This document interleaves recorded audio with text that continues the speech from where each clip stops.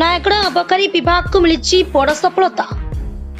विश्वस्त सूत्रु खबर पाई अबकारी सुपरिटेडेंट शंकर तिवारी निर्देश रे अबकारी आईआईसी वर्मा तांको ऑफिसर कर्मचारी नयागढ़ नवा बस स्टाण्ड निकट रे तलाशी करुथिबा बेले एक टाटा सी गाड़ी को जांच कला बेले गाड़ी भितर 29 टी जरी बस्ता मद भर्ती देखिबाकू पाइथिले।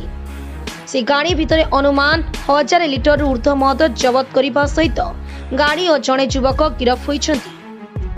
युवक जनक दसपल्ला ब्लॉक नेलीगुड़ा ग्रामर शंकर चीनर बयस 25 वर्ष पाखापाखि हेब। से टाटा एसी रे चोरा मद आनी बेपार करने को नयागढ़ को आसीथिले।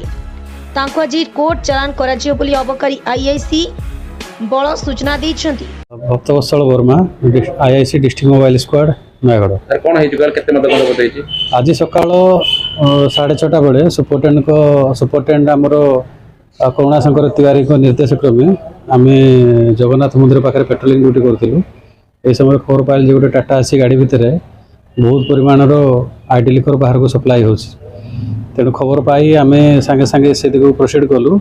हमर नुआ बस स्टैंड आगे टाटा एसी गाड़ी को अटकेलु। सेथिरु आमे 1000 लिटर 20 टी बस्तार 1000 लिटर मद पाइचु। से जड़े लोक अरेस्ट होती इन्वेस्टिगेशन चली आज आम कोर्ट फरवर्ड कर।